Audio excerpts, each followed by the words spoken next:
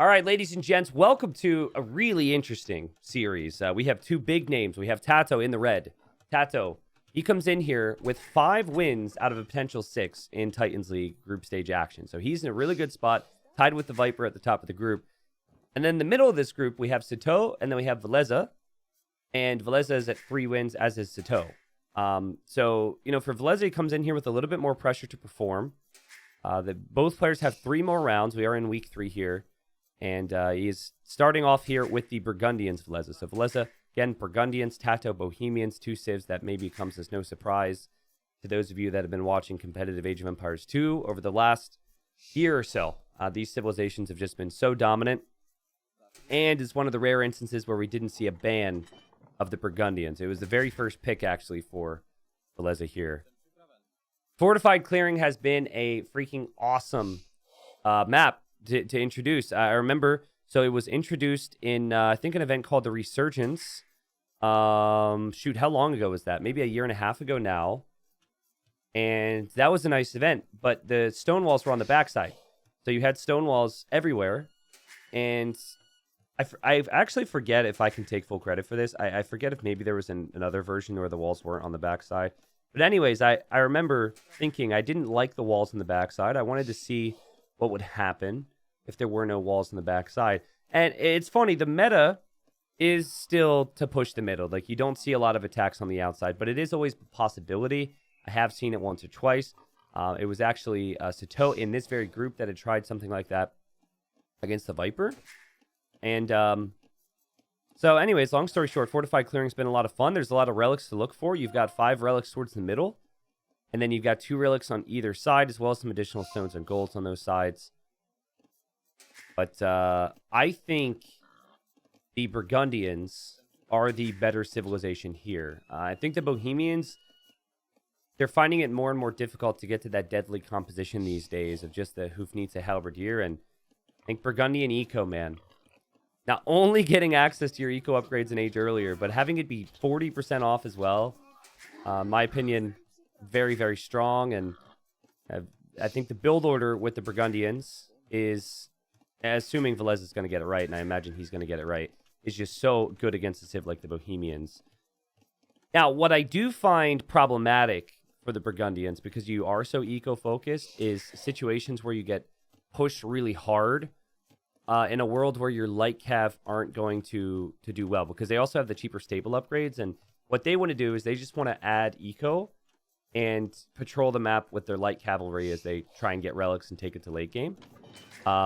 So, like, I experienced this. I was playing against the Turks, and if the Turks push with, like, heavy gunpowder, suddenly you've got all this gunpowder in your face, your light cav don't do too much, and then your boom might not be quite as strong. So that's, like, the only weakness of the Burgundians right now is, like, the heavy pressure type plays. Like, the other one I had mentioned, and you guys have probably seen more recently, was the Portuguese with the Orkan guns.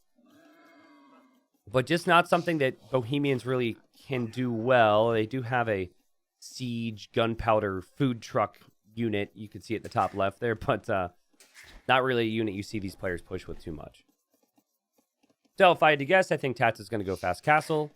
Villese will do the same. And the build order that I know, and I had done a bit of testing actually with the Burgundians, because this was one of the maps that I felt like I could do quite well on when I played Silver League. Is 25 plus 2. 25 plus 2, you don't see the single farm before Horse Collar. We'll see if maybe Villese wants to even add an extra Vill there. I'd be a little surprised at that. But just saying, because there has been some villager time here where they haven't actually been working. They're just walling up. And for TaToH, I mean, he's not walling, which is in many ways a smart move, because it allows him to work on his economy a bit more. And I think both players would be correct to assume the situation here anyway. This would be kind of interesting. TaToH needs to build a house soon. But he also has the villager here. And both scouts are now on 21 HP. And TaToH's going to try and push in his deer still. And oh, this is a big deal. Both players are going to make monks. They're going to want to heal up their scouts. This is a big deal. And that's amazing for Villese. TaToH's scout is dead. This 3 HP scout is so helpful now for Villese, and TaToH TaToH says cheater. And Villese just laughs. Well, it was a 50-50 fight, right? And sometimes the players who were at home, they don't take that risk. Because if you take that risk, you haven't scouted anything yet. Villese taking the risk makes a little bit more sense because he has some vision. But TaToH doesn't really have any vision now, and now he could be a little worried. And looks like it is going to be 26 villagers in Dark Age. Again, all three of these farms have horse color already. All of these lumberjacks have the next stage's wood upgrade. So 26 villagers plus 2. This seems fairly standard and clean here for Villese. His build's going to look quite nicely here, I think. The higher ranked player wins. Yeah, that's what I say. I actually think Villese is the higher ranked player. TaToH doesn't play a lot of ranked games, so that could be part of it.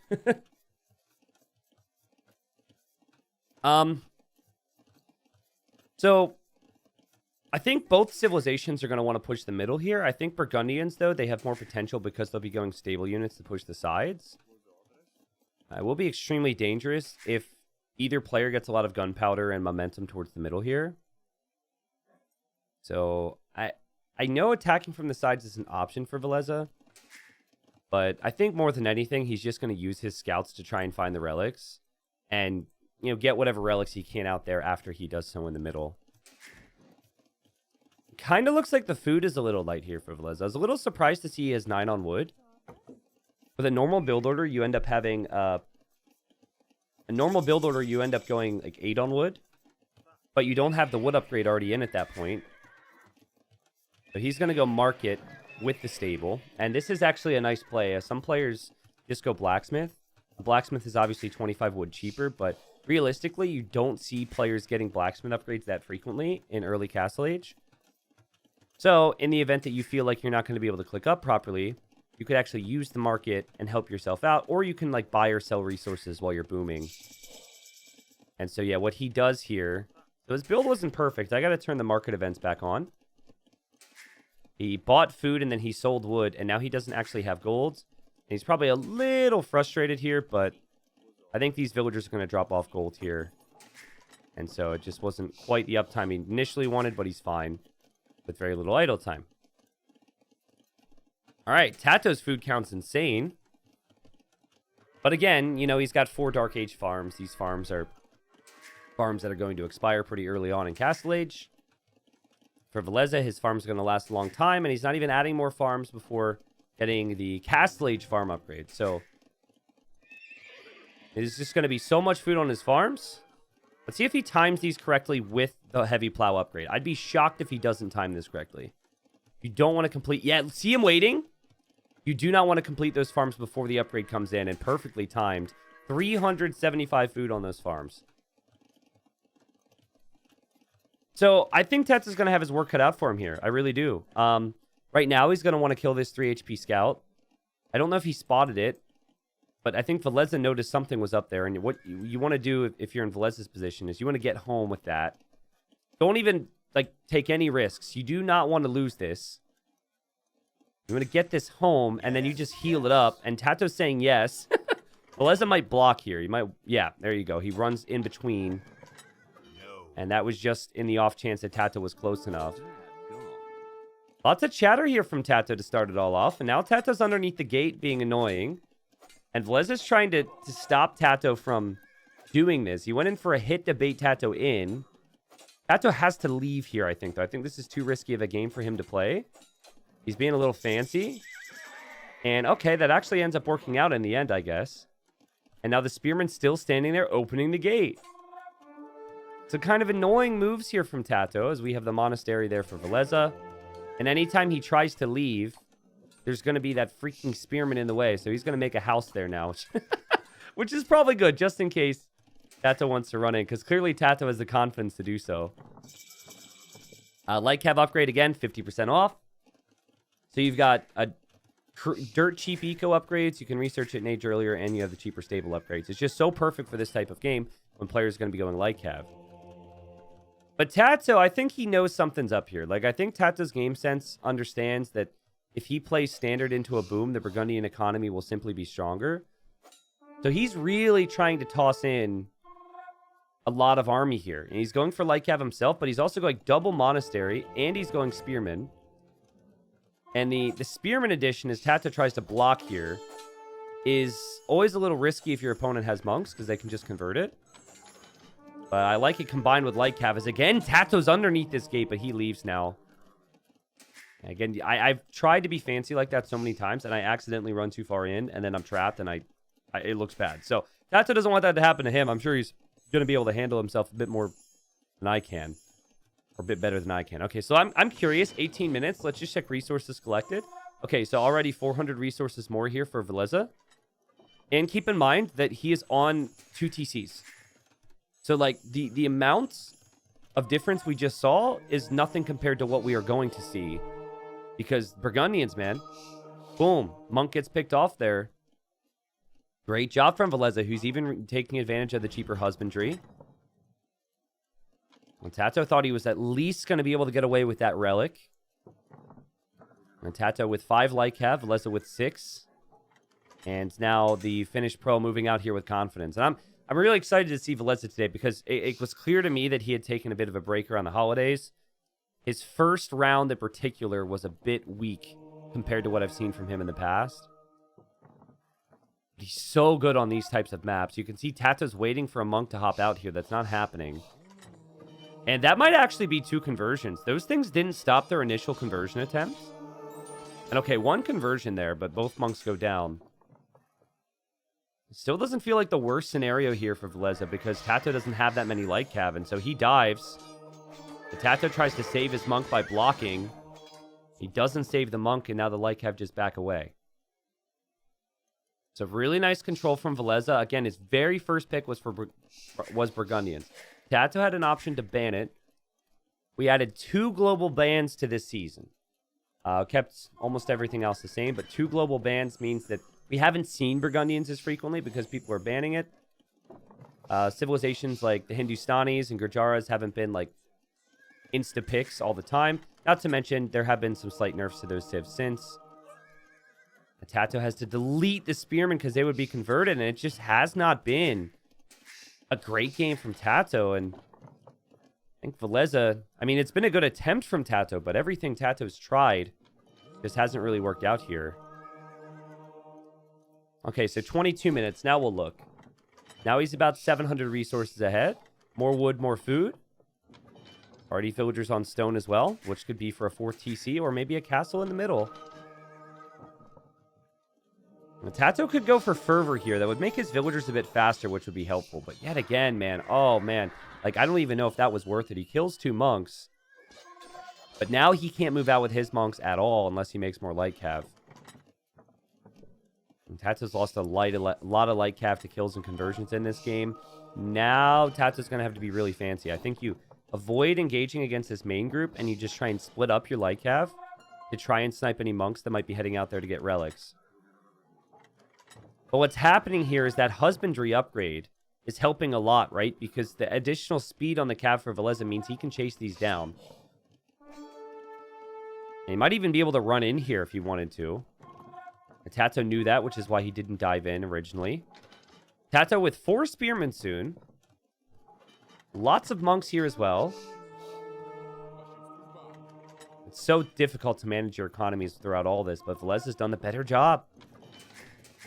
And his eco setup is just insane here. He's playing so good. Makes it look so easy. 69 villagers versus 51. It's another kill on some Light Cav here. Will lose the monk. Brings the relic closer to his base. And yeah, you probably don't want to engage there because TaToH started the conversions a while ago. I'm going to check now. And he is still distancing himself in economy. 1,200 more resources now. I think the most important thing to talk about now is the map control.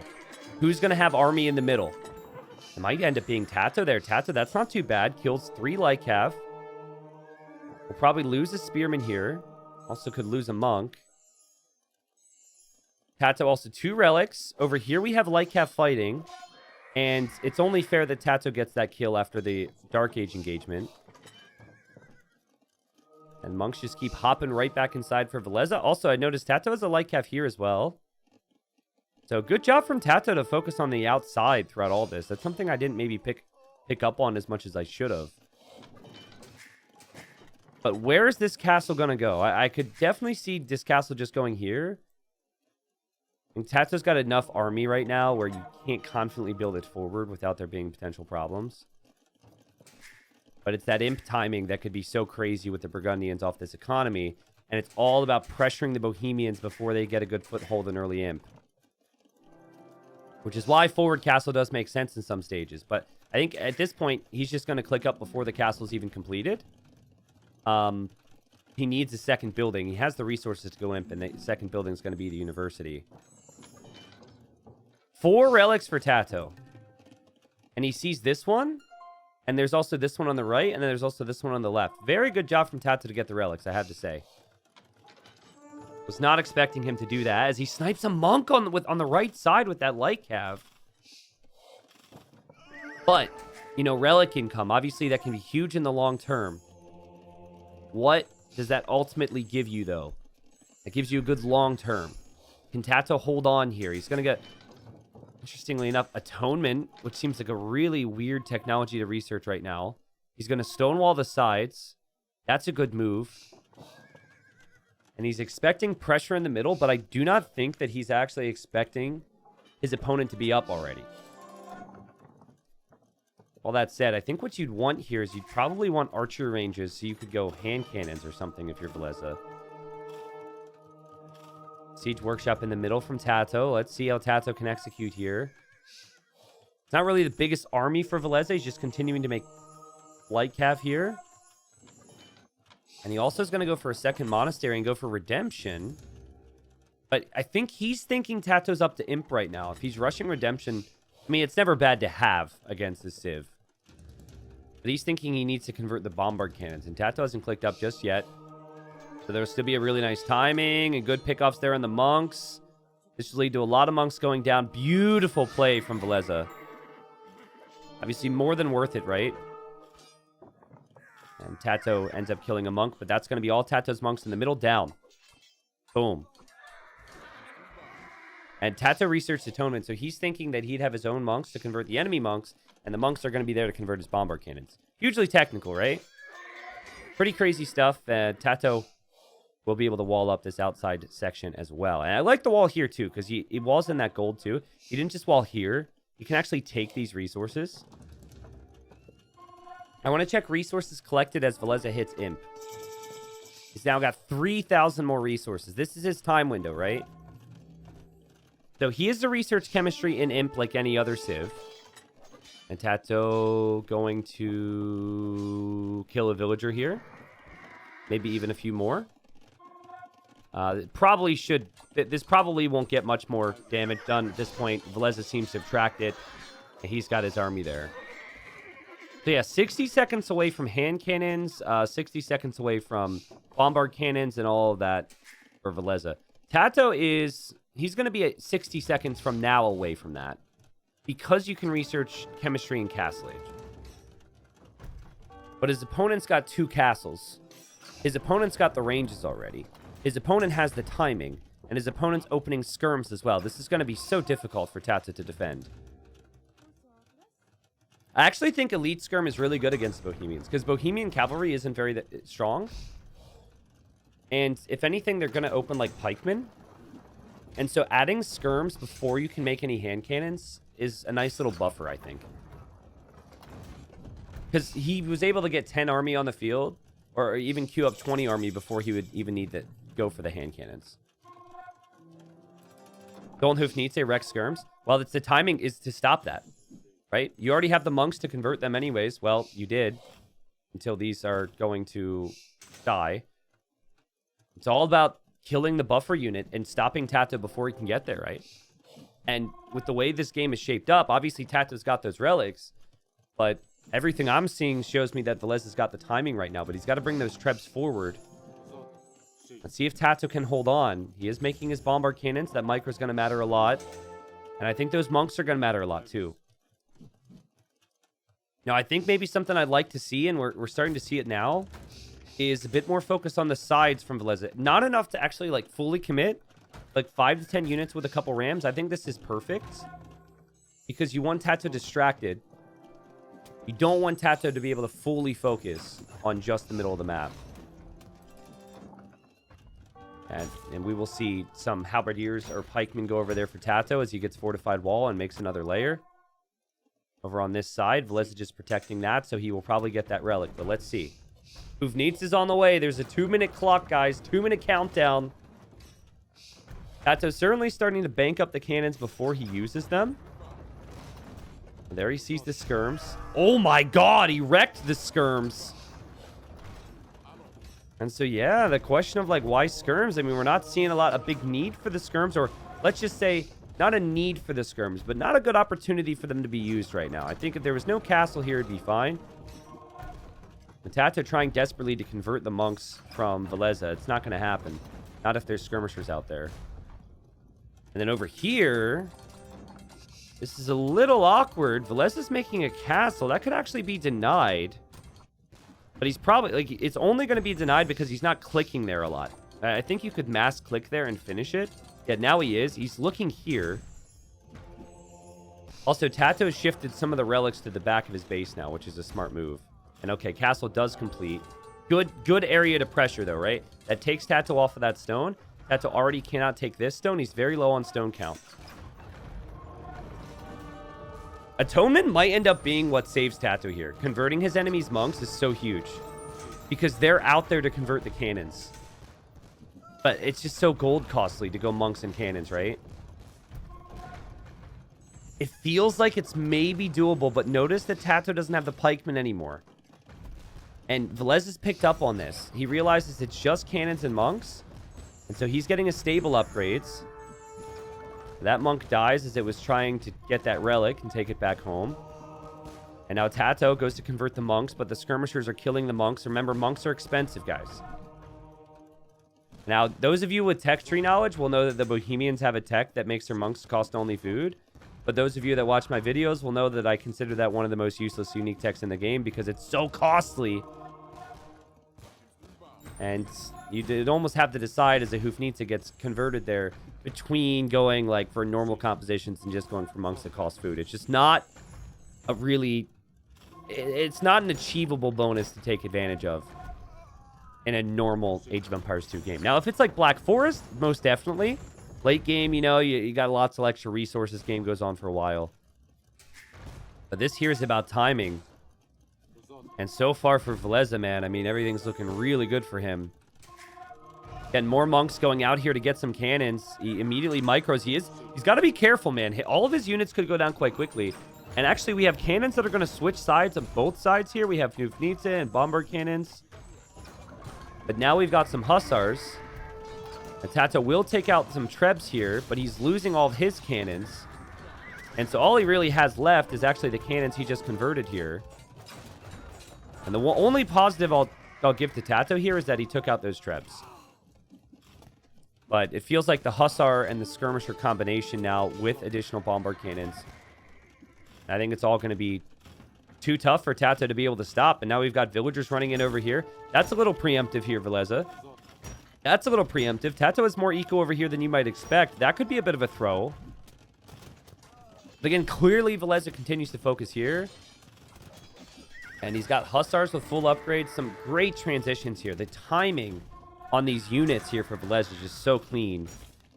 Not so sure about this whole situation. Just 2 relics in monasteries for TaToH at the moment. As he does go for Halb. And now he goes for the Wagenburg tactics. So that makes his gunpowder units a little bit faster.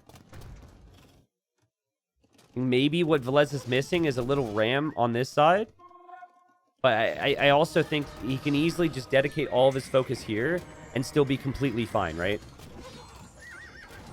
Also, the resource difference is not going to be looking any better for TaToH because TaToH now doesn't have as many relics. But also, the Burgundians get gold income from their farms. Such an insane upgrade for a civilization with all the other early bonuses to have. It really is tough to stop this civilization, man. The Burgundians have been banned out of like every other series that incorporates arena for a reason. And I guess this is an arena. It's fortified clearing, so it's a little bit different. But man, I mean, Villese has played it perfectly. And he's just patient now. He's going to take one of those relics home. Just waiting it out. Doesn't want to overextend. Beautiful micro there. And TaToH's at the limit. With 143 villagers, he's at the limit. He is getting some nice hits here, though. Nice defense there from TaToH. He actually might be able to get both of those cannons. Yeah, that's a beautiful job from TaToH. Well played. Here he's got a couple cannons waiting behind his castle. He's making skirms. He's making hand cannons. He's trying his best. Seems like he doesn't really have the monks right now. He takes out 2 cannons from TaToH. Okay. Or not from TaToH, obviously. Villese. And here, though, there's no way for TaToH to push. He's just holding. And here it's the same. And then the couple Hussars getting through are just going to make it so awkward for TaToH. All these raids are going to add up. There's Burgundian Vineyards, by the way. So he hasn't actually had that tech, which is crazy. He's got 3k gold while not having that technology. It is a pretty expensive technology. And a lot of people are still on the fence about when you want to research that. I will say that. Like, some people will get it really early. Also, those are farms from TaToH. What in the world? Is this TaToH or is this me? What?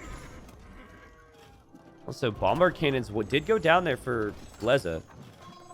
He's making more of them, but TaToH maybe see this as an opportunity to snipe these trebuchets. Over here, he's still holding. There are the cannons for TaToH, and he's going to take out the trebs. So I think his castle will actually stand here, unless the monks have something to say about it. TaToH kills the monks. Okay. Man, this would still be an incredible comeback from TaToH. Like, it feels like Villese can lose his trebuchets 5 times over and still be okay here. TaToH has put up a freaking fight, man. Like, in the middle, he was going crazy. He's lost the majority of his base. He's lost a lot of his relics. He's still somehow keeping this castle up. He's still keeping a couple Hoofnitsa cannons alive. Can he get that combination right? And then there's always the risk that Villese could click the button, remember. And Villese sneaks in here. That's going to be a dead Hoofnitsa cannon. Unless TaToH repairs. Nope. Yeah, he's starting to lose the left side now. Which means if he has any chance, he needs to now also push the middle at the same time. You lose the left, but you push the middle, you might take it. You lose the left and you're still not pushing the middle, then you're just even more dead than you were a couple minutes ago. And more trebs are just waiting. More skirms on the way. Hussars on the way. Here TaToH with the massive repairs. Remember, it's 4 relics now for Villese. I feel like once his castle goes down, the GG would probably be called. But let's just say the castle goes down and the GG isn't called, then it's going to be 6 relics out of the potential 9 on this map.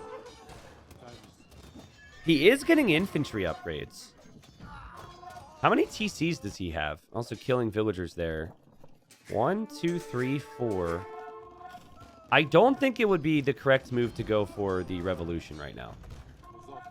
You see this monk is tempted to snag this relic. Oh, he's going to get it. Oh, he's going to get it. Wow, what a boss. That monk is amazing. I think Villese is like, oh yeah, I forgot there was stone there. Thanks for letting me know, TaToH. I think you'd want to have like 7 TCs if you want to go for the Flemish Revolution. But I just don't see... Like, the Flemish Revolution still probably ends this game. But this game is already going towards Villese, regardless. So I feel like there is a world where it could maybe be a throw. You most likely don't want to make that risk or take that risk. It could be a get out of my game technology if he knows TaToH is completely dead, though. And that was the castle that we felt like TaToH had to keep alive. Hussars streaming into the woodline now. TaToH's army count is incredibly low, and yeah, Villese has played this one perfectly, guys. And there it is! There it is! TaToH will hear the noise, too. He'll hear the roar, and all the villagers now turn into military. So now it's 191 military with the click of a button. And this obviously will end the game. There's no way TaToH can stop 192 military on top of everything else. But yeah, the plan in this position then is to send all your villagers to farms. And as long as your cannons stay alive here, if you're Villese, you obviously win this game. TaToH's got 25 military. Like, even if he had 25 of his best units, you can't stop 190 military. You can stall it out, though, right? So, like, if you had a bunch of castles and your opponent didn't have siege, then you could hope that the Flemish militia might not end up doing enough. But it's a 75 HP unit. 12 base attack. It's incredibly strong, and TaToH calls the GG. And it was a crazy fight from TaToH. But, man, Villese showed why Burgundians are so freaking good and why people should also fear Villese as a player on any map that is somewhat closed. He played clean this game. And now, he's got 4 total wins. Obviously, there's going to be more games in this series, but he has 4 total wins in the group standings. TaToH's got 5. These guys are a bit closer there in those standings now than when we started. 87,000 resources collected there by Villese. He had so much food and so much gold and so much stone this game, and it was all about controlling the middle. And so again, I really am unsure what more you can do if you're TaToH strategically. I mean, he actually invested more into the middle than Villese did, but Villese could have achieved almost just as much, if not more, because everything's so cheap for him and accessible. I think Villese played a near perfect game, honestly. I genuinely feel like in that particular matchup, TaToH did everything he could have. He got to the Hufnitsa cannons. He had his monks to convert his enemies' monks, so he knew it was coming there. I don't think there's a lot more Bohemians could really try that wouldn't be countered there, and so that's just, again, a sign of a perfect game. This is kind of funny, actually. A couple of villagers just surrounding the cannon. What's going on here? Where's that flame coming from? Is that from a skirmisher throw? It's through the back of the guy's skull, man. It's through the back of the guy's skull. What in the... Yep, that's exactly what that is. It was a skirmisher throw. Anyways, scores 1-0 for Villese. TaToH will have some home maps to work with, obviously, or one home map to work with, and then Villese has a home map as well. All right, so game number 2. I mean, this might be the first time you'll ever hear me get, like, super excited about seeing the Gurjaras, because when they were initially introduced, they were very annoying. But there's been a nerf since, and the reason I'm really getting pumped about this is because there's so much sheep on this map.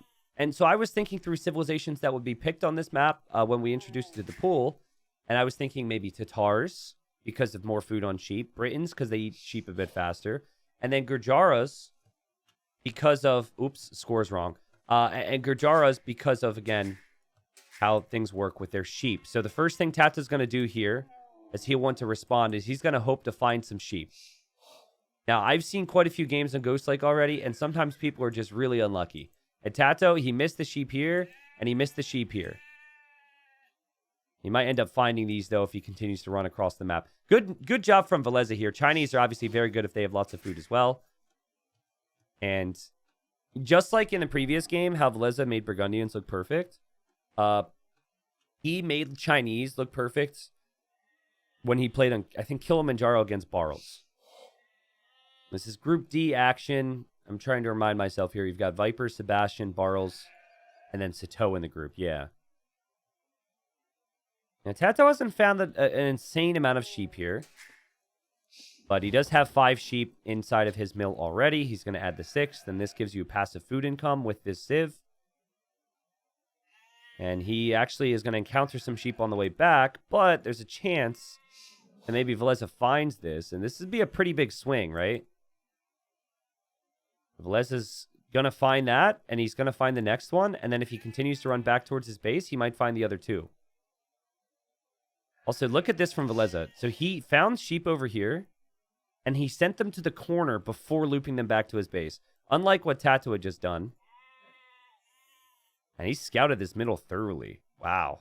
Oh, and he's going to find more as well. This is a great start for him. Holy crap. TaToH not the start he would have wanted here with the Gurjaras. The whole point of picking them was to find more sheep, so there's a little bit of risk involved. But they are still a good civilization apart from that. But normally, guys, you want to have 8 sheep at the very least in this mill at the start. TaToH would be able to do that if he sent this one in the mill and then found these other 2. But again, he's in the middle, still looking for sheep. Oh my... Are you... He still can't find the sheep. Are you kidding me? Wait. No!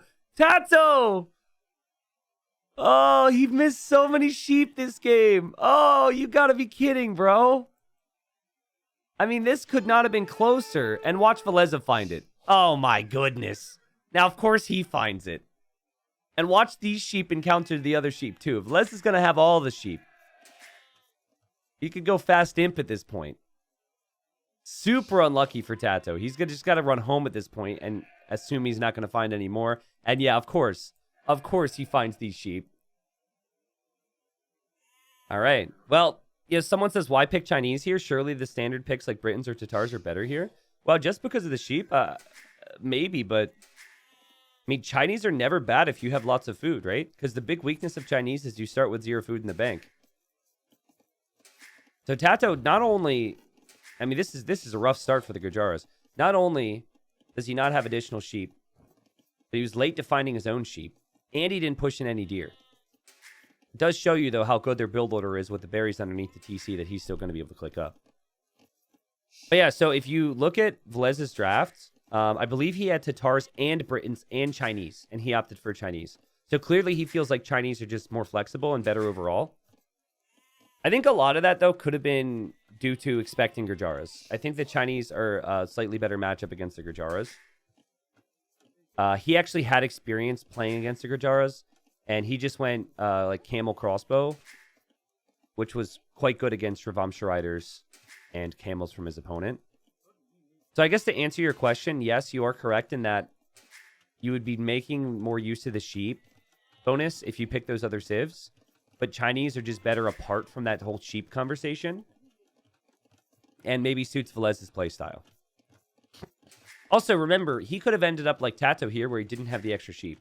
So maybe now he's like, oh yeah, I wish it would have been Britons. But there's no guarantee of that. So TaToH was someone who picked something that relied on sheep. And here he is, and he's probably a little disappointed. And he only has 5 sheep in his mill. He even ended up eating some of them, which is not incredibly common with a Gurjara build order. Now, map-wise, the main goal is always going to be forward next to the ice. That's consistent on these maps. TaToH, he's going to go for scouts right now. Villese, you do not want to be anywhere near TaToH's base if TaToH's in feudal age already. You will lose your scout. The camel scout gets bonus damage. And if I had $1 for every time I've seen this against the Gurjaras or this has happened to me, I would be a billionaire. And okay, even that one hit, like you straight up just cannot fight this. Even that one hit hurts so much. It did 11 damage there. And we have archer range opening for the Finn. And he's going to add a spearman, obviously. So you might bring TaToH right back to that barracks. TaToH, ooh, takes a hit, but dishes out a hit. And again, you just melt scouts with that camel scout. I'll be really interested in the farm timing and the horse collar upgrade here, as again, TaToH takes some hits. This is sloppy play from TaToH. Both players, I guess, a little sloppy with taking hits on their scouts. But yeah, very curious to see when he gets horse collar. Normally, Chinese want to get that right away because their techs are cheaper and then farms are important. But you've still got 6 sheep there to eat.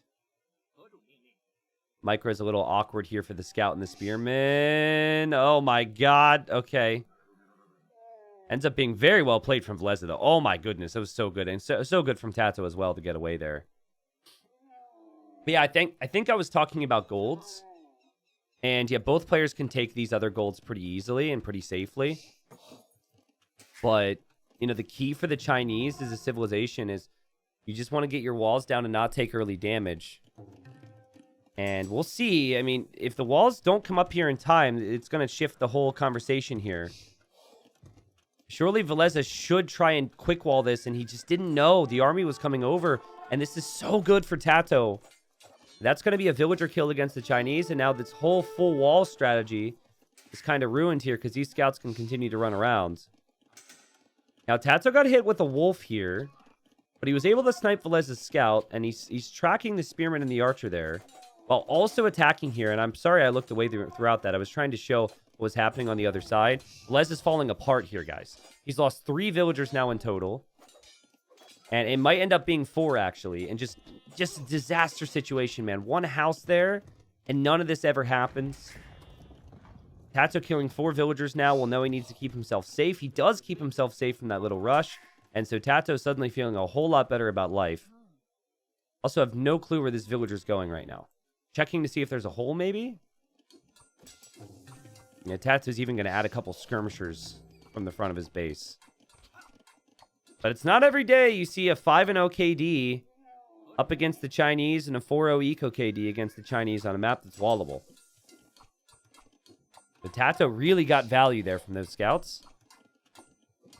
Again, wondering where that villager is. She runs back in the base, re-walls it. She's probably, again, just checking to see if there was maybe a hole there, and there's not. So, you know, big question on what you do now for Villese. I think, you know, the lack of horse color on the farms with Chinese really bothers me. And the fact that you're kind of stuck on skirms is a bit of a bother for me as well. Or, sorry, not stuck on skirms, but stuck on archers is a bit of a bother for me as well.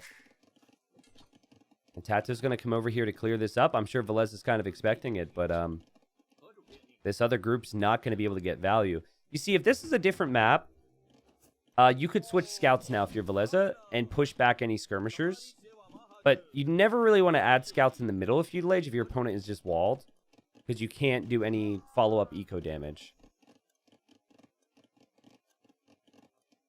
Sorry, just trying to drink some water here. I mean, it's true, there is no fletching for TaToH, and Villese's micro is really good, so he's going to move in with confidence. Weakens that skirm. But if you're Villese, you did just see that there was a blacksmith there, so you should probably realize fletching will be coming in at some point.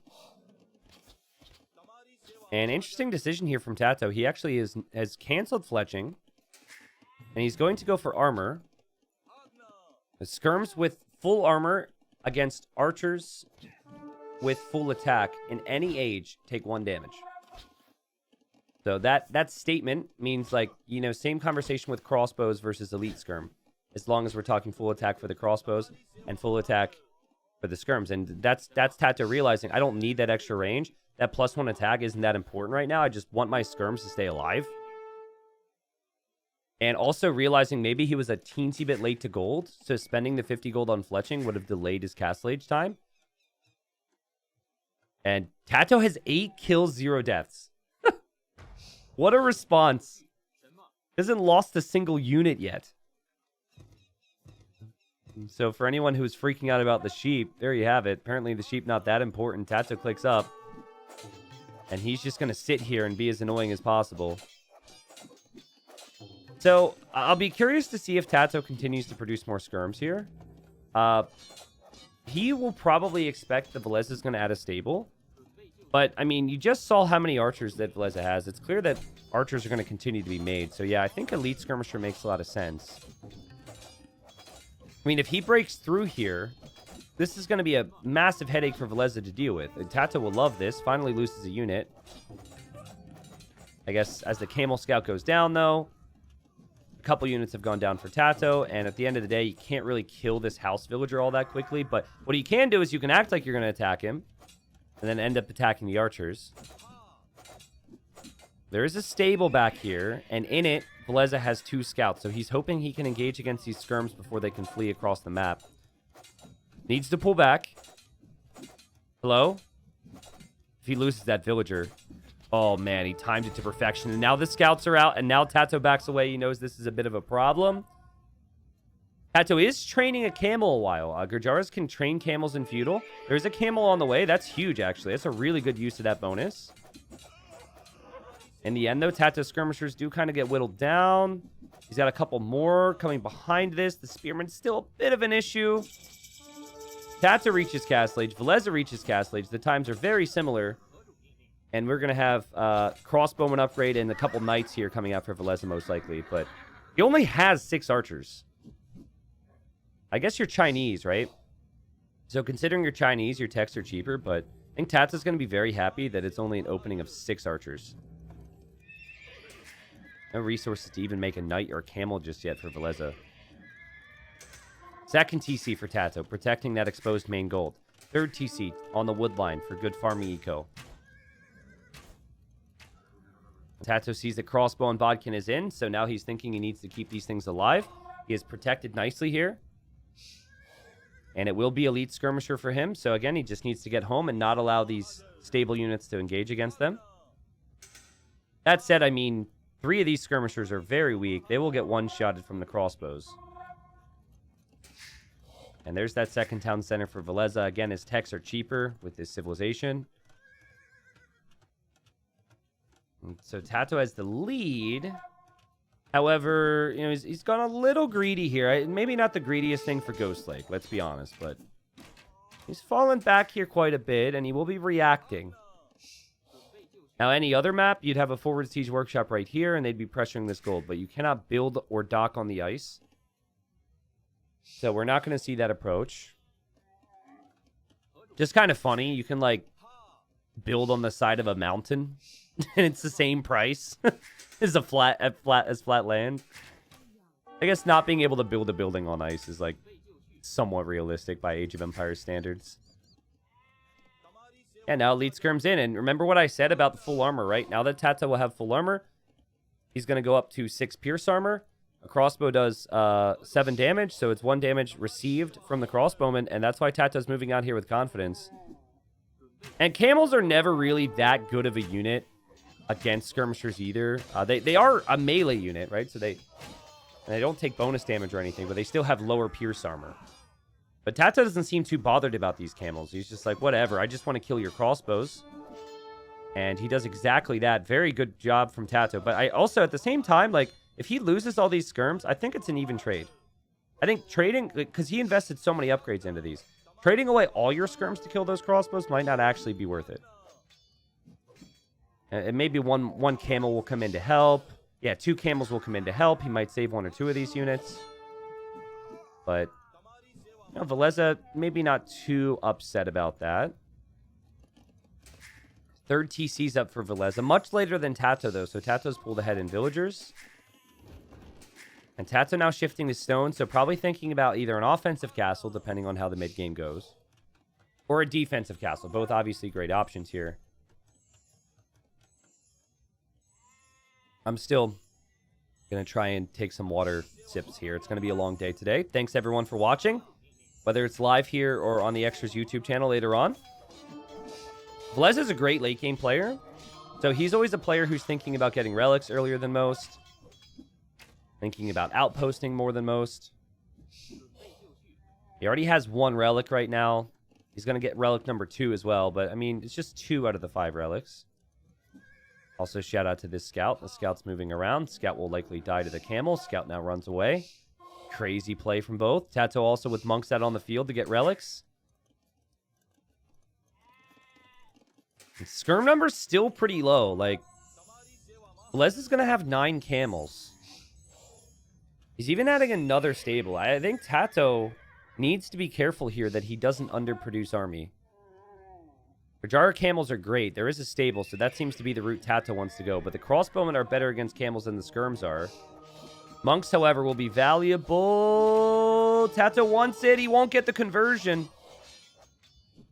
Great job there from Villese. Villese definitely with an opportunity here for the next couple minutes to take a good fight. He has bloodlines and he has armor. TaToH going to have bloodlines and armor as well, though. Both players clearly going for this relic. Also, Camel over here just patrolling around for TaToH to find the extra golds. There's an extra gold here and an extra gold there. Obviously, the relics as well. Even another stable for TaToH. But he doesn't have the monks here, right? And Villese gets a really fast conversion there. And Villese is bringing this game back, guys. Again, a lot of skirmishers are going to be sacrificed. Just as we had said before, Villese may pull back in this instance because TaToH has his own monk. But no, he continues to take the fight, and he continues to have confidence, and he feels as though if his monks could just convert more camels back, it could be okay for him. Now, big thing here at play. Gajara camels kill other camels. Gajara camels do bonus damage. It's 30% more bonus damage, but I don't actually know what that equates to in a Castle Age camel v camel battle. I just remember learning that. It feels like something maybe I should have known, but when Gajaras were introduced, I was like, wait a second. In a camel v camel fight, is it just the same? Or do the Gajara camels win? Actually, I would really like someone to be able to clarify that for me if possible. I'll have to take your word for it without fact checking, but yeah, so if the camel numbers are the exact same and there's no crossbows, let's say, then the Gurjara camels would win. But you had tons of monks for Villese to convert and heal, and he's got crossbowmen, which are doing a lot more damage. Only 1 extra damage in castle? Is that it? Really? Well, then, I don't even know if it's that important. But it is true. It is true, guys. Okay, camels back away. Now, TaToH's got full armor, which is helpful. But I think having crossbow monk is still more valuable here. I love Villese's micro. It's still very even fights here. Okay. TaToH, I guess, has closer production. This is a tricky one, man. I think the crossbows have brought Villese a lot of value here. Now, I could not judge these fights. They're so close. Again, more skirmishers are going to pay the price. Again, great micro from Villese. Like, come on, dude. Get out of here with that crap. 3 relics, too, by the way. Now, both players have stone for a castle. I'm really curious on where they go.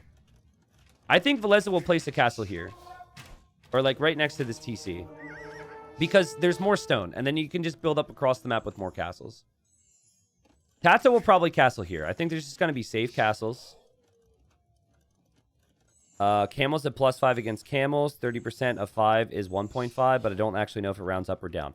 Well, you might never hear me say these words again, but I'm going to take Hart's word for it, that it's just 1 extra damage. He was the one who had said that, so...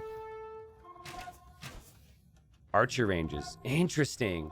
Especially right when your opponent goes for Shravamsha Riders. You start adding archer ranges. I just feel like...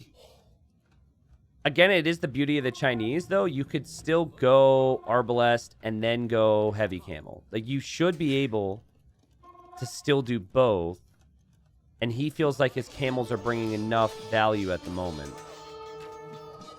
But it is still risky business, I think, to commit to the crossbowmen when the Shravamsha Riders have come out. And here they come. And TaToH obviously flooding the map with more army right now. And those Shravamsha Riders are so freaking fast, man.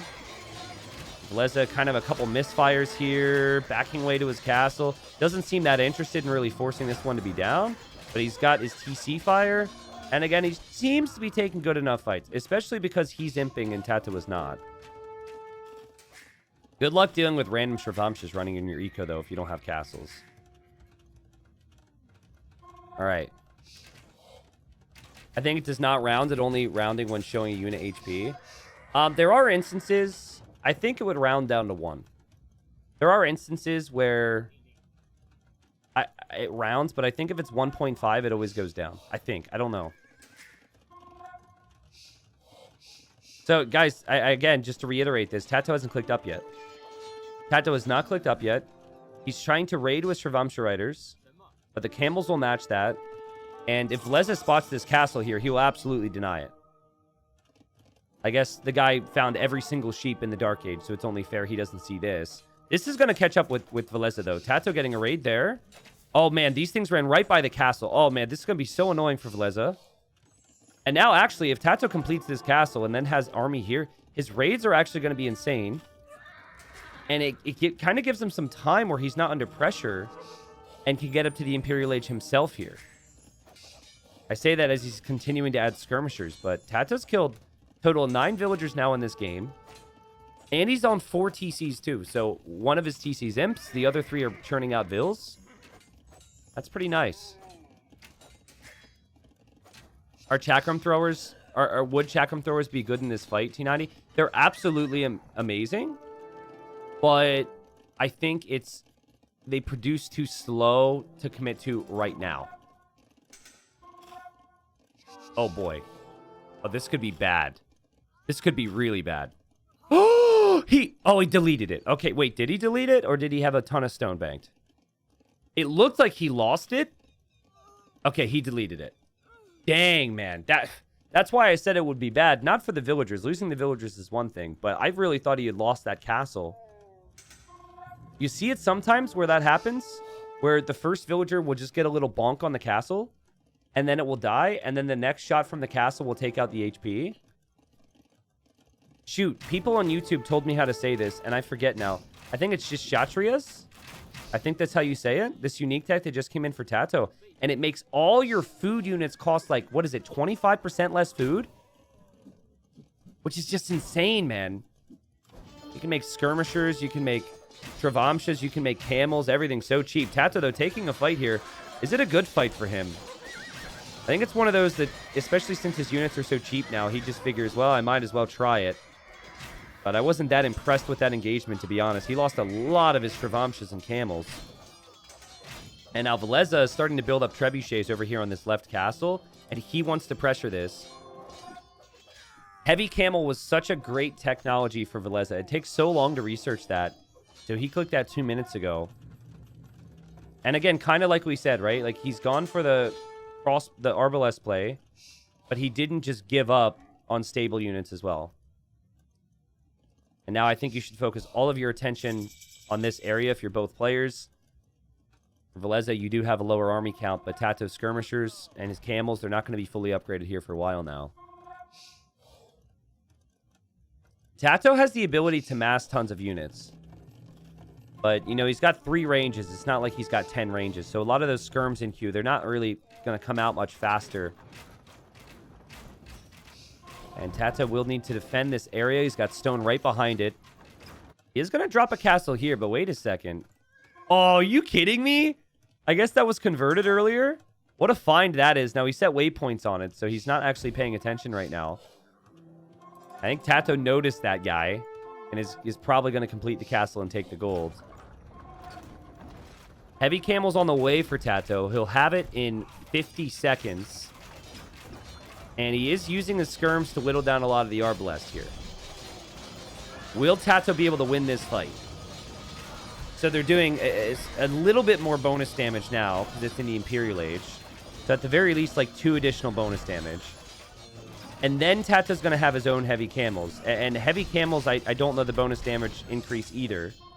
But it's going to be even higher now. So the Gujaras are just basically better, slightly better in Imp. Well, I think they're way better in Imp because of the Kshatriyas upgrade. Like, having your units be so cheap is pretty insane. But this is wild, right? Because, like, TaToH doesn't have relics. But yet TaToH's cleaning up the fights. And yet TaToH has this gold. And the sky's the limit for TaToH. Viper saying, in his opinion, Kshatriyas is the strongest thing about the Gujaras. Yeah, it is really strong. Like, I think the strongest thing about it is, or at least the most relevant moments I've found, is just like skirmisher hussar. Normally, you have to have a crazy eco to spam skirmishers and hussars at the same time. Normally, you're looking at like 70, 80 farms, lots of production buildings, blah, blah, blah. But that upgrade, at least by feel for me, makes the raid potential of the Gujaras just wild. That is a long-term problem, by the way, for TaToH, though. He doesn't have castles to protect himself from raids. And so this light cav decision is really smart here for Villese. I'm just wondering if it's going to be in time. And TaToH, he's getting frontier guard, so now he gets additional melee armor on his camels. So his camels are wrecked now.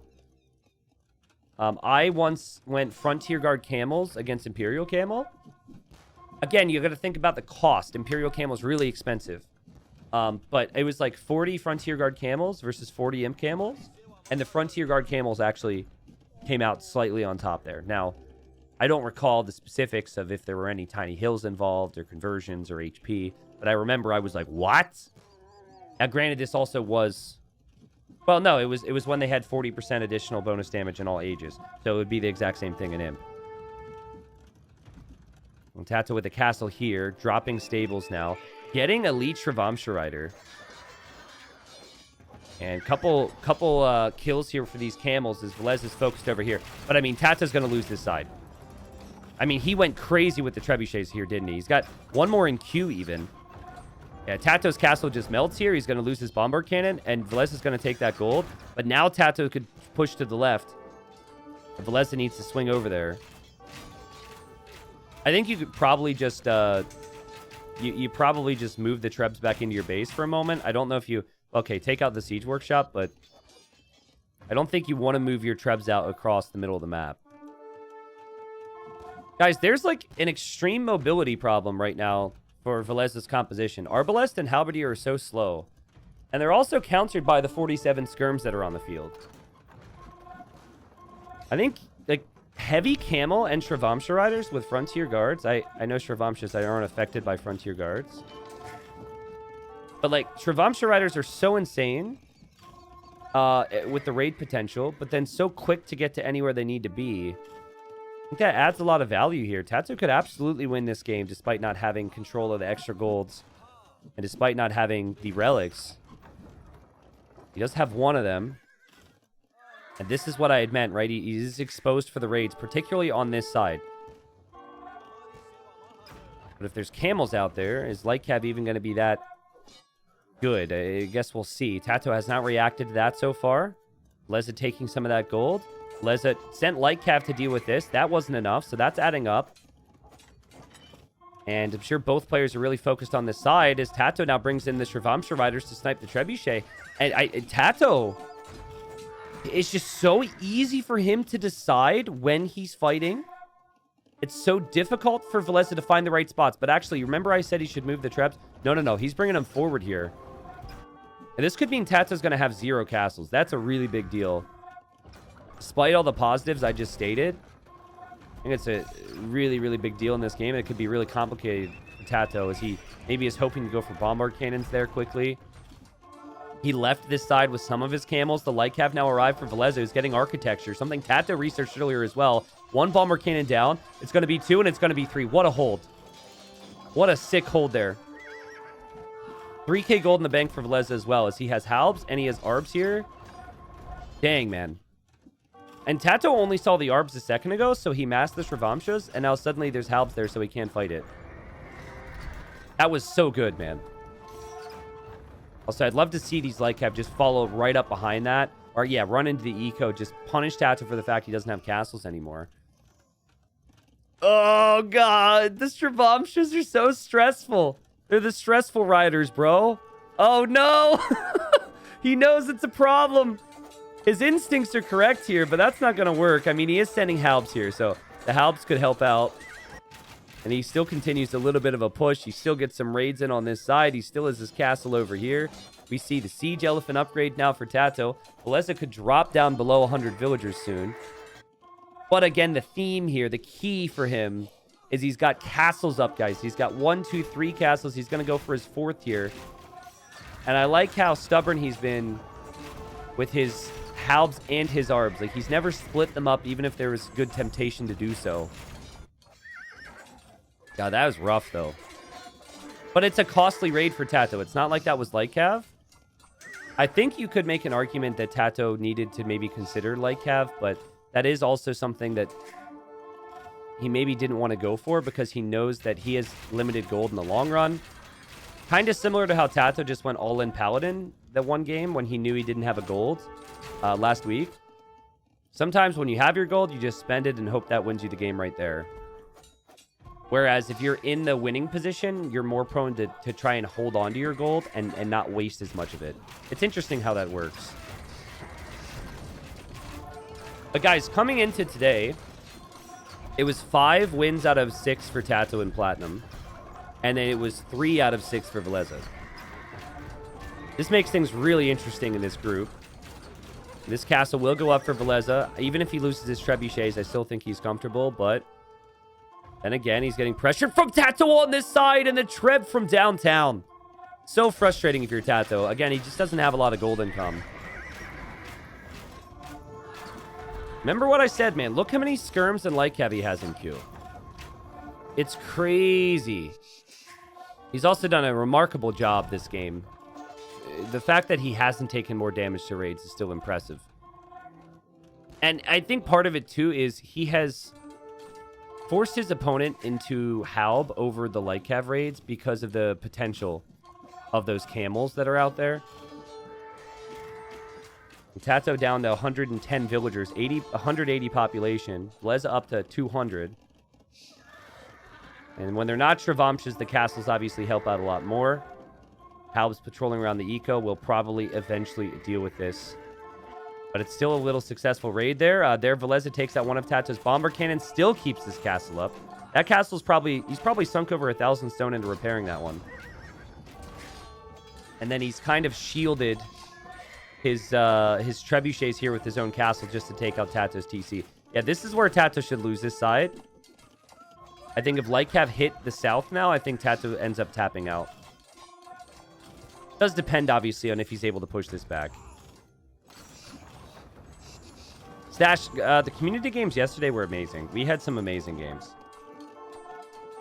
It was a real treat yesterday. Especially because I was late to the stream and everything was kind of all discombobulated here.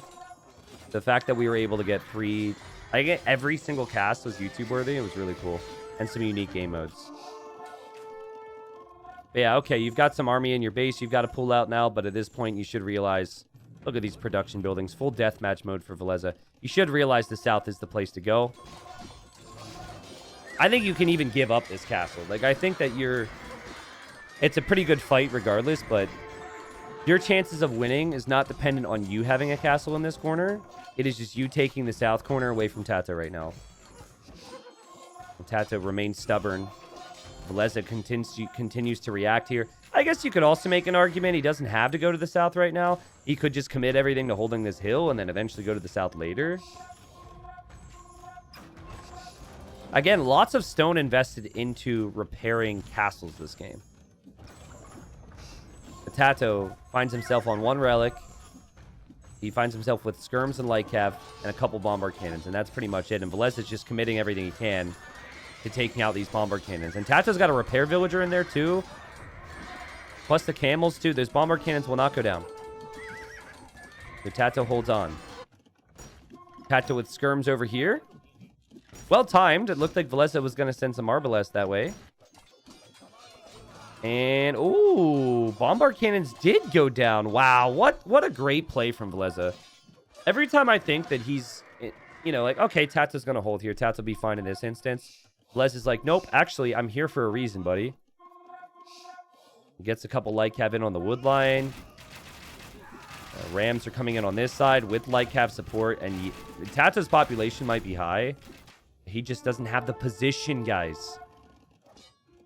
He calls out. He resigns at 183 population. He knows exactly what direction this game is going. If this game continued for a couple minutes, TaToH would be down to like 120, 130 pop. And Villese, again, he was shaky. It was awkward. I didn't think his performance against TaToH in week 1 was that good. But, you know, Dave and I had mentioned at that time that he was probably a little bit rusty because he'd come back from a break. He's up 2-0 over TaToH. So now both of these players here in Group D, they both have 5 wins. And depending on what happens in the next game, it's going to decide on who's in second place in the group. Well, actually, technically first for the time being. So, yeah, we'll say first in the group and who would be second in the group. Now, I say technically because immediately after this series, we'll have Viper versus Barles. So odds are that Viper, who also has 5 wins, will probably be close to where these guys are. But, you know, Barles could go on an absolute run today in 3-0 Viper. You never know. So, again, score 2-0 for Villese. Played super good game 1. But in game 2, guys, he didn't even collect as many resources as TaToH. It wasn't like we were talking about, like, Burgundian this, Burgundian that, like we were in game number 1. TaToH put up a crazy fight here. And TaToH, I didn't realize this. I guess he just taken some bad engagements, right? Like, the KD might tell the whole tale there. He invested a lot into frontier guards. He invested a lot into the camels and the skirms. And there were many fights in this game, especially in Castle Age, where TaToH was taking losses. And I think that was the key for him. There were some instances with skirmishers, especially in early Castle Age. But yeah, 3,600 relic gold there for Villese. Got 4 of them, despite TaToH having, I thought, the better position going towards Castle Age. Very well played. Guys, I've seen TaToH's Civ. It's on Arabia. He tried this before. Even though TaToH tried this before, I really wasn't expecting this here. Game number 3. It's really important that you get wins, even if you are these 2 names, even if you are expected to not get relegated in these groups, because at the conclusion of the group stage, first place gets an immediate bye to the quarterfinals in the playoffs, and then a second place player, they have to play a third place player from another group in a round of 12 matchup. And the third place player will play a second place player from another group in a round of 12 matchup. We may have a situation if Villese wins this next game and TaToH, let's say, falls into like third place or second place or whatever, where we're like, holy crap, that matchup with TaToH, what happened? How is it TaToH versus Leary? Watch me call this, by the way. How is it TaToH versus Leary in a round of 12 matchup? And then you got to look at the results and say, oh, yeah, that's because like Leary lost that game to Backed, or that's because TaToH got 3-0'd or 2-1 to Villese and had these results and those results happen. What is more surprising here? The fact that we see TaToH not choosing to go Aztecs on Arabia here and instead going Byzantines, or Villese choosing to go Poles over Britons and over Tatars. He had another civilization too.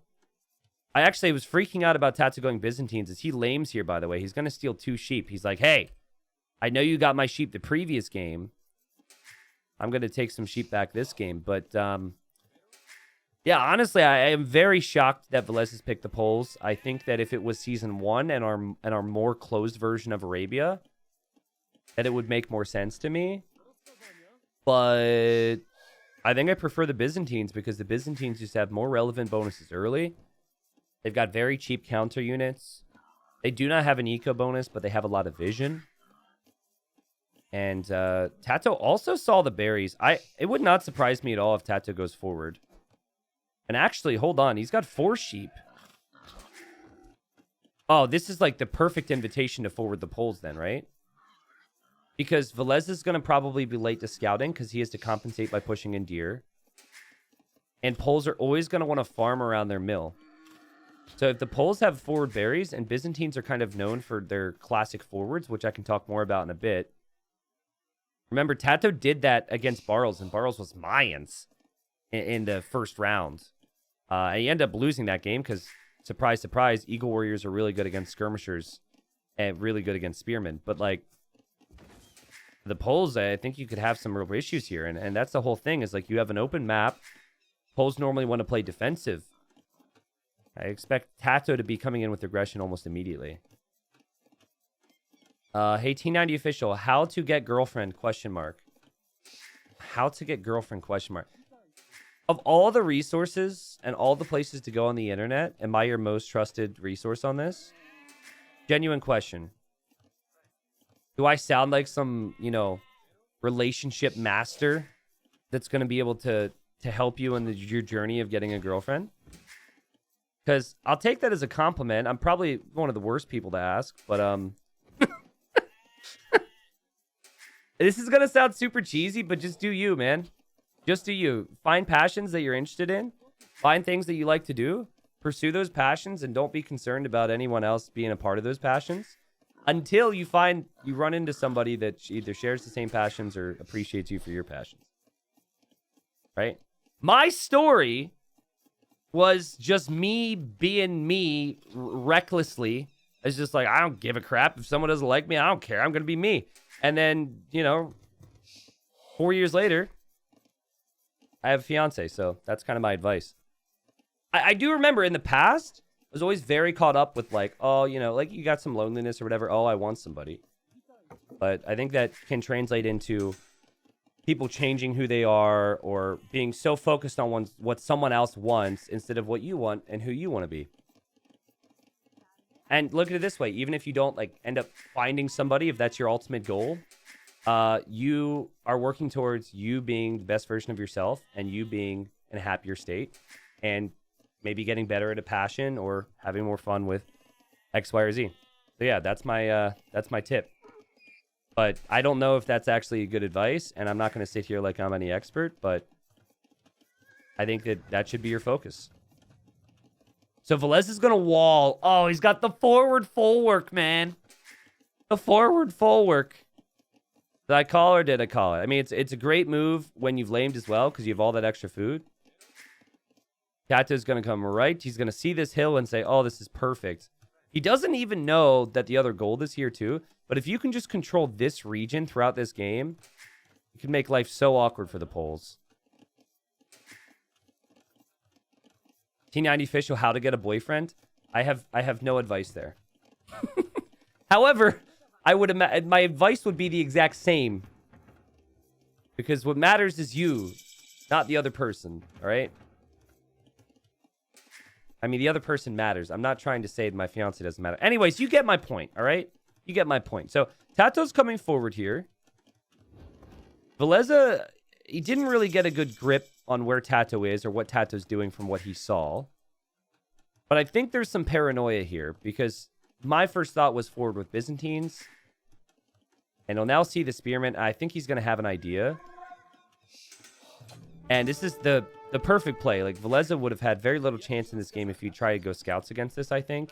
Because TaToH already walled up at home in case that happens. But, oh, this is so tricky, man. I'm a little surprised we don't see this more with the Byzantines. It's an underrated play.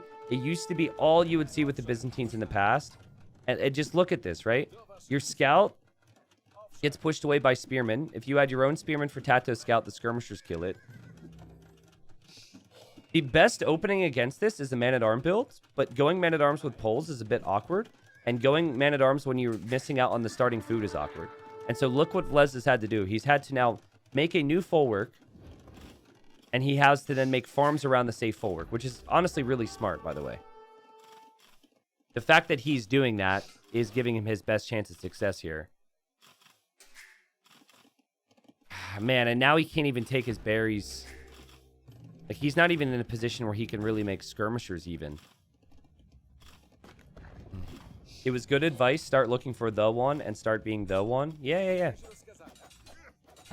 All right, well, maybe he can take his berries again. Good work. TaToH's going to shift this direction now. And TaToH's been on stone at home. He just shifted over to stone, it's worth noting. Remember, last time I saw TaToH do this, he did not win, but it was up against the Mayans. And the Poles always have this crazy knack for coming back if they can get farms up around full works. And don't ask me how, but Villese somehow was able to get horse collar and the wood upgrade in here, which is nuts to me. Wow, look at this, though.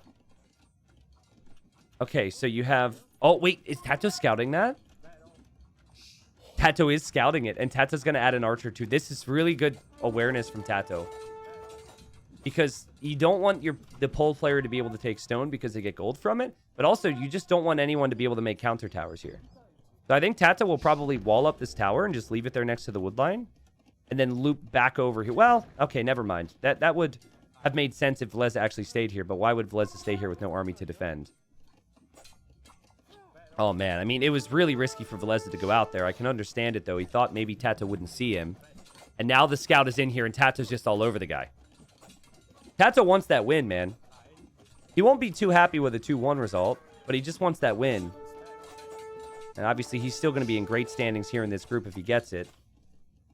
Here's some good micro from TaToH as the archer runs around. Here's some good micro from TaToH. Here, TaToH's about to come through the house. It's 12 army versus 2. This is just so overwhelming if you're Villese. And it's the exact opposite of what you want with the Poles.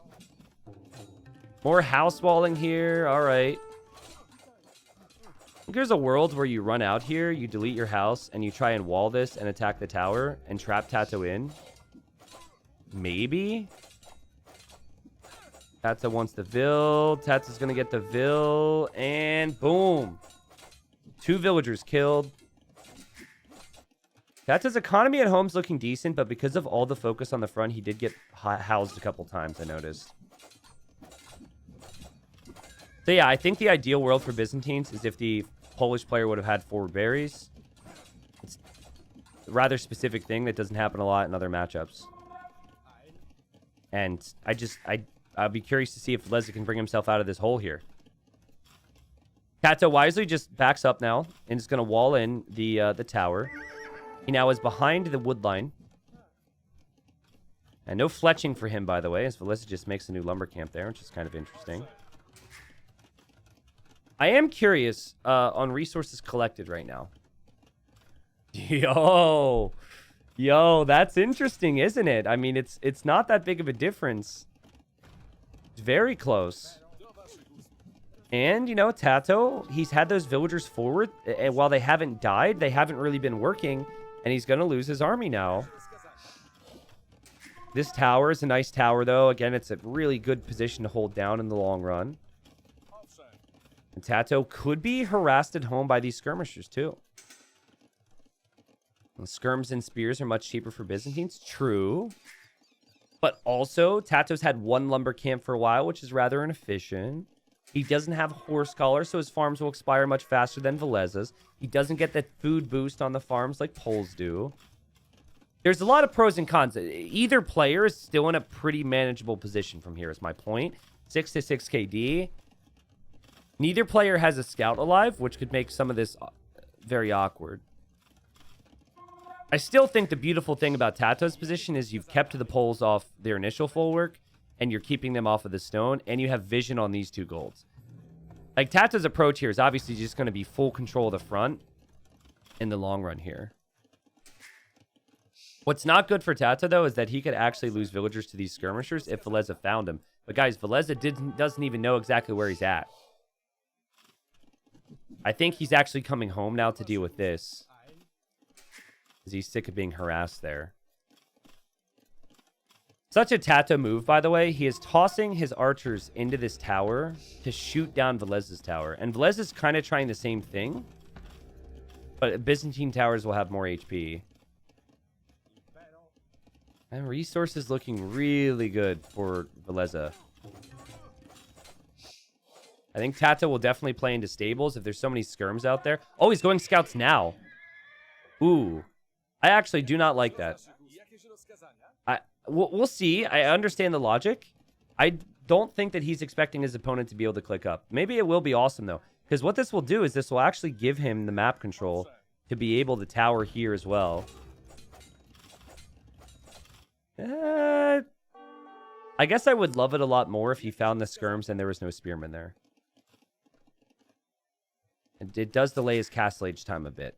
But he's got so much vision, so much control for the time being. Does maybe need to repair this tower with one of his villagers like Villese is doing. Okay, the scouts are kind of hiding. This is Vilese's point of view. And Villese will say, oh, great, there's spearmen. I'd love to kill those things. Let's go. And TaToH will take the spear out. Yeah, this is well executed from TaToH. And he says, goodbye, spearmen. And goodbye to your skirms.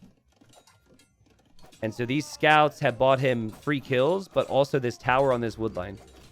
And wood is now a massive issue for Villese. Not to mention, Villese might need to leave this stone again. Dang.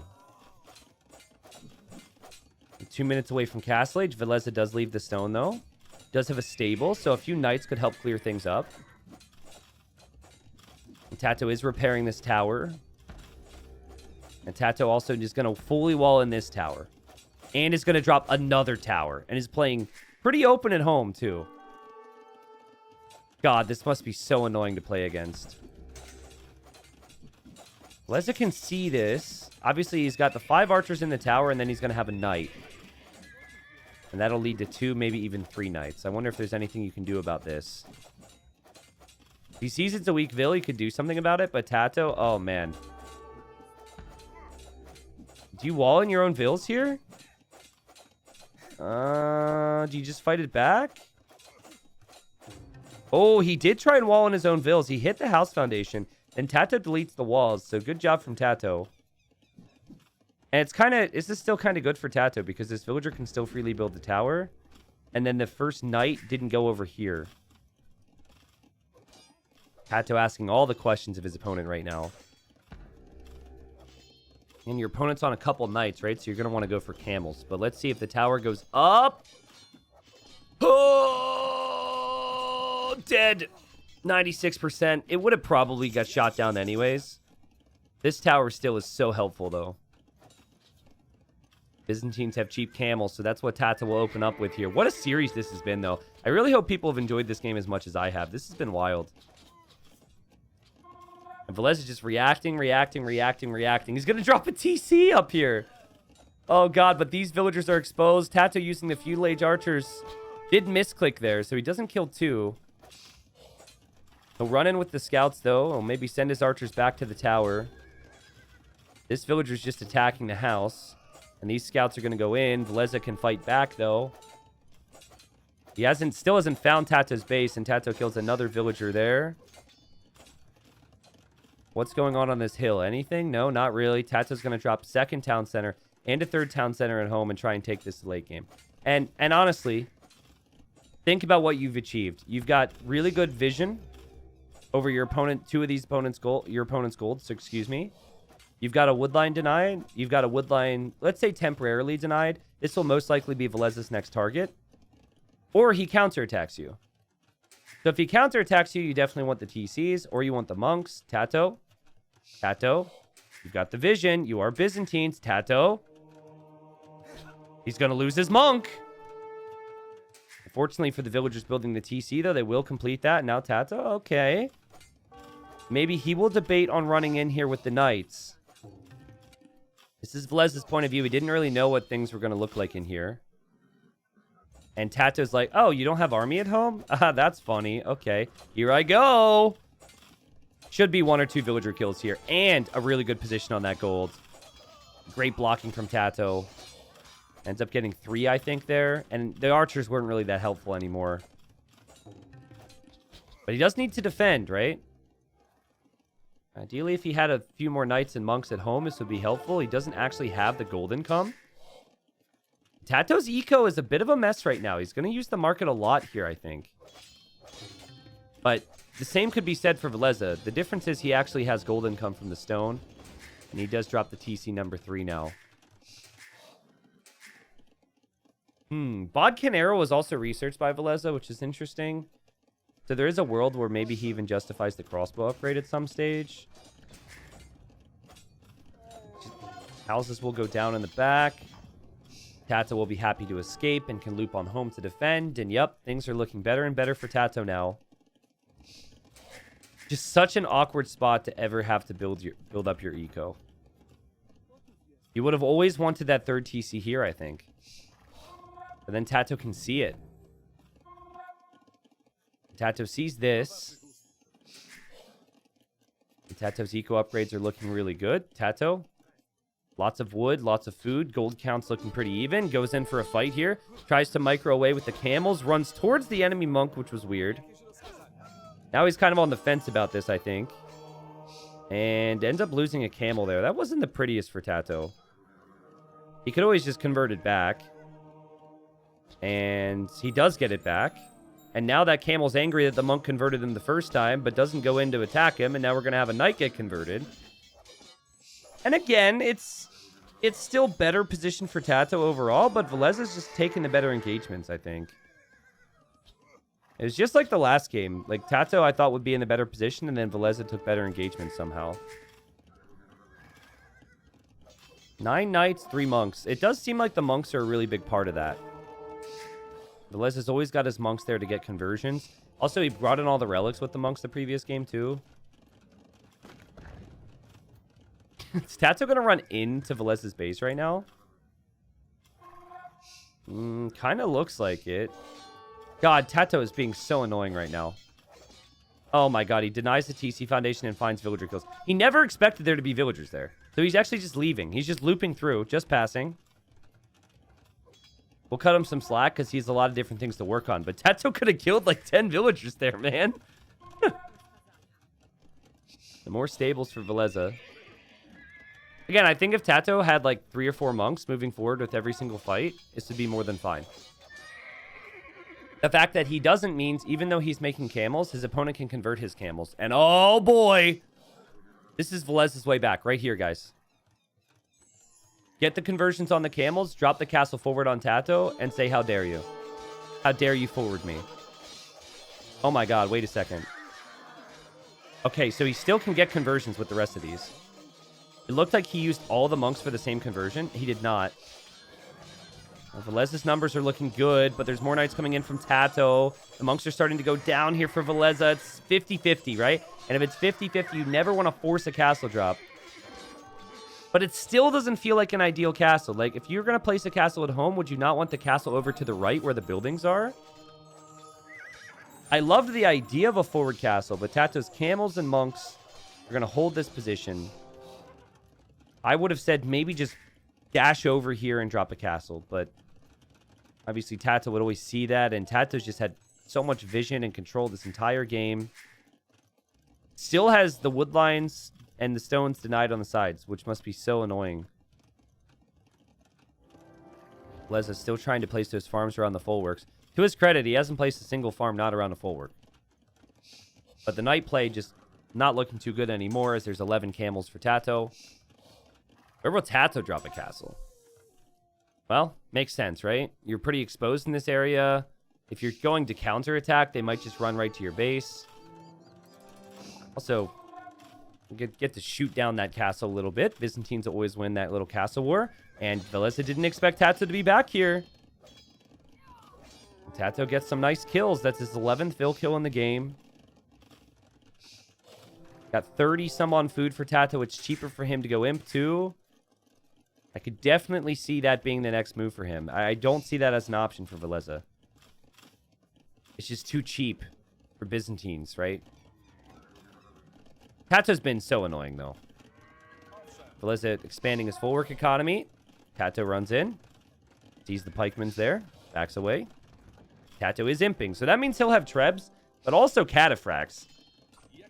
Look at this micro, too. Distracts the pikemen. Oh, that's so good. Oh, could kill the monk as well. Probably not worth it if you lose all your camels. But, okay. Did kill quite a few villagers there. Villese's gonna imp somehow. What in the world?